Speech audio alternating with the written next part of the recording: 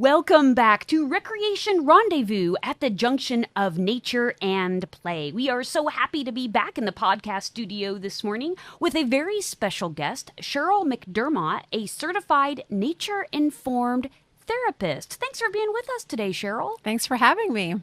You have a long line of letters after your name. You just finished your MSW, which I believe is your master's in social work. So have been through the academic ringer and out there in the world.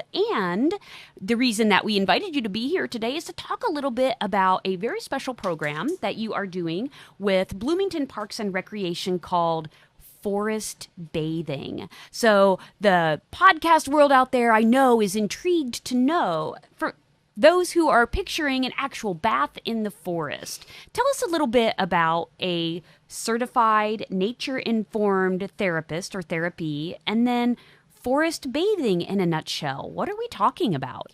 Great question. Well, first of all, it's not a bar soap with a bath.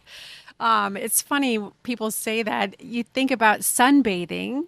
You don't think about a bar soap and a bathtub with sunbathing. So forest bathing is just bathing in the forest. It's actually a direct translation from Japanese. So Japanese is shinrin yoko. Shinrin is forest, yoko is bath. It's just a different translation here in English. So forest bathing is really just immersing with your five senses. It's all it is. It's slowing down and disconnecting from the digital world and reconnecting to the natural world.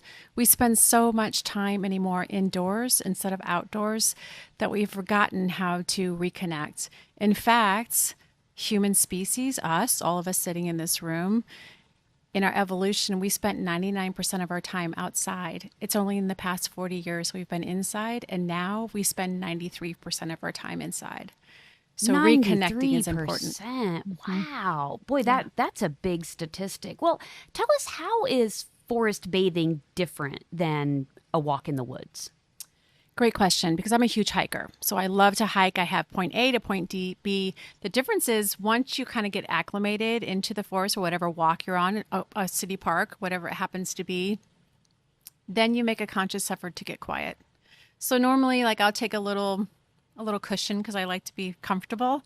I'll just put it in my backpack and I'll find a tree that kind of calls to me and I'll sit up against the tree and then just get quiet. So normally you'll take a couple deep breaths to engage your parasympathetic nervous system, which helps you calm down. Usually close your eyes gently and just wait for everything to happen.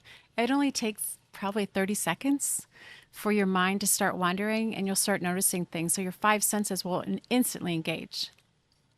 What drew you to this practice? Why the certification, and why are you doing these programs and introducing this concept? Yeah, mental health. A lot of people just are, we're in constant angst, driving here, driving there, frantically trying to get from one place to the other instead of slowing down. So our mental health is suffering. So that was the biggest reason for it. I actually read an article last year, I think it was January of last year, out of the New York Times. So there's a group out there called Nature Informed. I forgot. We might have to go back on that one, Caleb. Anyway, it's by a psychologist. Her name's Heidi Sharper-Pan, Dr. Sharper-Pan. She's an entire group of therapists with her, and she did a training. So I went through a 3-day training out there. It was fabulous. So I was intrigued. And then once I went through the training, I was like, I've got to bring this back to the Midwest, because here in the Midwest, people don't know about it. They do in the East, and they do in the West, in the North, but they don't here in the Midwest. Well, so we have to talk about then, or at least mention, that a thing that keeps people out of the woods, the forest, the meadows or whatever is because it's dangerous out there, right? So yeah, I know there's people out there thinking, oh no, there's ticks, there's poison ivy, there's snakes, there's bears. How do you get over that kind of, or address that anxiety or fear just about being outside? Great question. And for sure, those things are real. There are ticks, there are mosquitoes, there is poison ivy, there is poison oak, there's stickers, there's all kinds of things in the forest. You just have to be prepared. Like everything else, you get in your car and you put your seatbelt on. You're prepared. You use your turn signal. You're prepared. You're walking across the street. You watch where you're going. Same thing in the forest. And I love this stuff. So I have a forest friend. This is you can get this at JL Waters here in town, but it's paramethrin. I always mispronounce it. You spray it on your clothes. You don't spray it on yourself. And this is like almost 99% that ticks aren't going to get to you. And it lasts about 7 washes through your clothes. So you spray it on your boots, you spray it on your clothes. I take this with me everywhere I go. Usually you want to do it before you get into the forest, but this is a really, really good product to use. And it's safe for the environment as well. Yeah, so you're showing us a spray bottle, a yellow spray bottle of it's a repellent. You don't put it on your skin, you put it on your clothes. And from what I understand about permethrin and products like it lasts for a long time, and it's not something you have to do every day. But yeah, sounds like it's just one way to be prepared. And I know from also an avid hiker, I love to hike, just being learning a little bit about your environment. So, for example, learning to recognize species, for example, of venomous snakes, or which is kind of like looking for it's, and I do have to say it's morel season, it's mushroom season. So we know that people are tuned in to what a morel looks like or what a mushroom looks like. So if you are aware of just what a venomous snake might look like, that helps maybe reduce your anxiety level when you see a creature in the forest and you say, oh, that won't hurt me. It's fine. And I'm prepared for all of the other stinging, biting things insect-wise. Exactly. I think you nailed it. Being tuned in. That's really what it's all about. So once you get out there, you are in, and it doesn't sound like you have to have a giant wilderness either, right? You could do forest bathing anywhere, right? A city park? Exactly. It's really tuning in and tuning out. It's tuning into what we naturally have, what we've evolved to be as human beings. It's so amazing what we really can do to calm ourselves down, to get one with ourselves, to really notice things around us. There's so many fractal patterns in nature that we miss anymore. So you can just be in a park bench, like you could go to Cascades, for example, and sit on one of those park benches. Some of those trees are over 100 years old. And if you give yourself time to just get quiet, you will be amazed at what you hear and what you feel. And you can taste if you want to. Be careful with some of those things. But and just feel the ground underneath you. So, well, walk us through what someone might experience the very first time they try forest bathing. So it's nice to go with a guide for the first time if you're not sure. And the reason for that is because they can help ground you. So, for example, if I go to Griffey or if I go to Cascades, I'll usually ground them from who was here before us, Indigenous people, what was built before us, why this was built, just kind of ground you from where you are. It's sort of like going to any other organization. What am I walking into? What is this? It grounds you. And then we usually kind of say what the lay of land's going to look like, what we're going to do for the day, kind of introduce each other. What I like to do in the first time is have everybody bring something from nature that means something to them. So I don't know, do you have anything, Julie, that is important to you from nature that you've held on to for a period of time? There is a pine cone that I picked up, probably illegally from a beautiful place out west that I visited. And I kept it, treasured it, and kept it from being crushed on the way home. So when I look at it, it reminds me of this beautiful place where I was. Exactly. So that's what we do. We ground with that. Then everybody kind of gets to know each other about what that meaning is. And then we will saunter. John Mayer says saunter, don't hike. We'll saunter into wherever we're going, take our time. Again, everybody get acclimated, and then I'll have everybody just kind of section off, find a place that they like. And in forest bathing, they call it a sit spot. So a sit spot is something that you find that's comfortable and you're by yourself and you just get quiet. And then I regroup with everybody and we come back and we share about what we learned. It's a 3-part series that I do at the Parks and Rec. So there's a lot of material that goes with it. It's not just here's a walk through the woods. It is a lot of reading. It's a lot of information that I send home with them so they can do it on their own. The whole point is to be able to do it by yourself and engage with other people that you love and people that you want to share the experience with.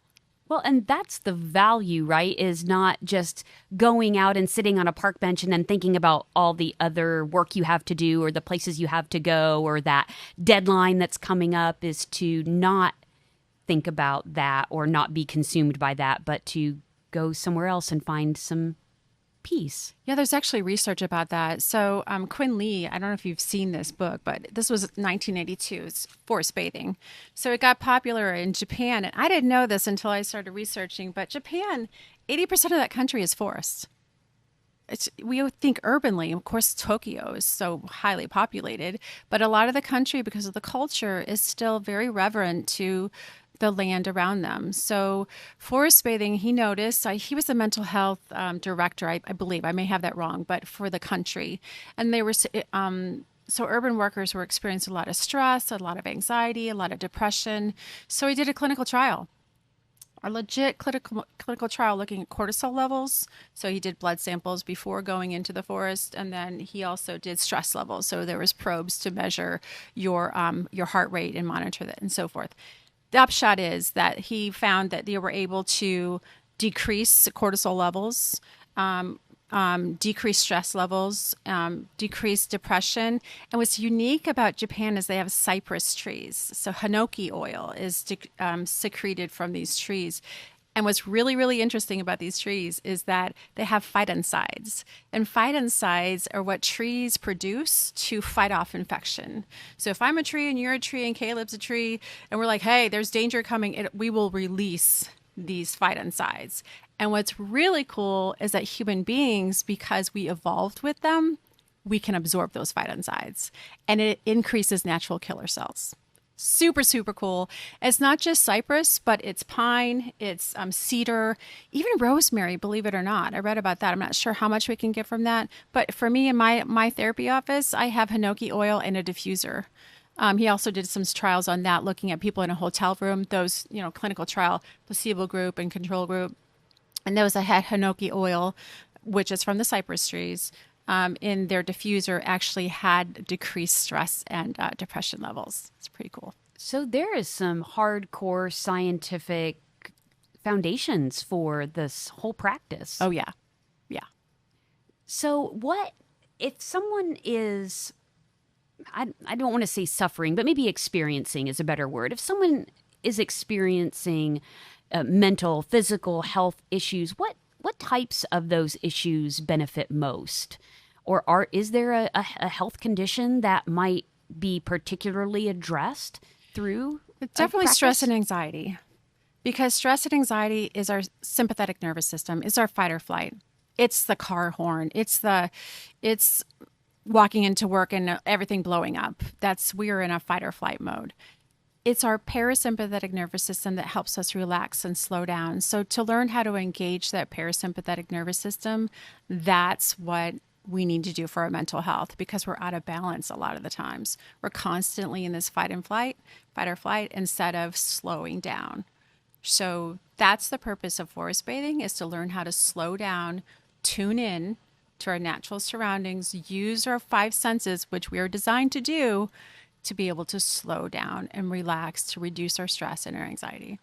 So what you do then is give people tools to help do that, because we've all been told, right, to let it go, forget about it, just relax, get over it, and yet that's a hard thing to do. Absolutely. So it sounds like a practice like this might help you, as you say, become a little bit more grounded, find a place, a spot to do this. And again, I gotta give a shout out to our city park sites. We have 41 park sites here in Bloomington, and that's just city parks. I'm not including even the Monroe County parks or our land trust or other areas, just green places. Some schools and playgrounds have places where you can just go. So it sounds like there's kind of a process, maybe not a wrong way and a right way, but definitely a process to forest bathing. Absolutely. So my favorite is to take time, to a couple hours, but we don't always have a couple hours. So Griffey, again, shout out to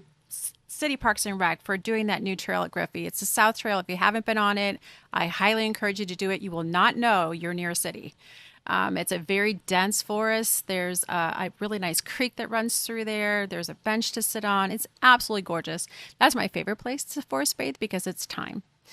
But almost every morning I sit out on my front porch. I've got a little garden area, And I leave everything inside. So all of my devices, no electronics, and I just sit. That's called a sit spot. And I just usually close my eyes, take a couple deep breaths, and just listen. And the birds, you don't hear them at first, and then you'll start noticing the breeze. It's a great way to start the day. So it doesn't matter where you live. You can live in an apartment and have a balcony and sit out on your balcony. Preferably to have a plant. Green really is important for us as a species. We are attracted to it, and there's a reason for that, but I won't get into that today. Going to any city park, I encourage you to take a blanket. We used to do this years ago with our kids or our loved ones and have a picnic. Do it. Please have lunch with a tree. Please sit with a tree and have lunch. You'll be surprised at what you gain from it. So you brought a couple books with you. I did. Do you want to rattle off some book titles and authors for our podcast listeners? So if you do want to learn more about the practice of forest bathing, there's a couple resources here for you. Yeah, so this is one of my favorite. I talked about him earlier. So this is Dr. Quinn Lee. He did the clinical trials in Japan. And this book is called Forest Bathing, The Japanese Art and Science of Shinrin-yoku, which is forest bathing. How trees can help you find health and happiness.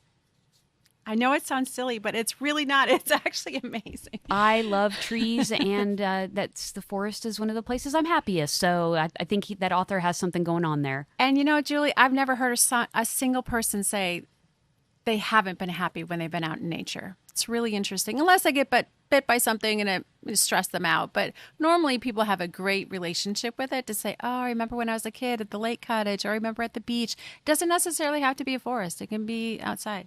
The other one is called The Nature Fix. Really like this one too. Why Nature Makes Us Happier, Healthier, and More Creative. And this is by Florence Williams.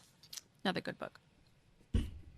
There is so much more to learn and hear about the practice of forest bathing. And to find out more about when Parks and Recreation is holding a forest bathing program, visit us on our website at bloomington.in.gov/parks. That's the best place to find out what is going on in Parks and Recreation this season, this summer, and all year long. So a big shout out and thank you to Cheryl McDermott, the certified nature-informed therapist, guest with me in the podcast studio here today.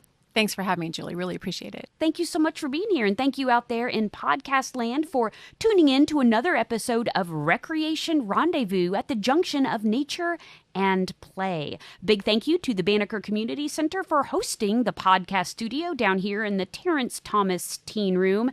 And as always, shout out to our podcast wizard, Caleb Poor, our audio engineer, jack of all trades, who's going to make this podcast sound awesome. Like and share and find Recreation Rendezvous wherever you find your favorite podcasts. And until next time, we'll see you again on Recreation Rendezvous.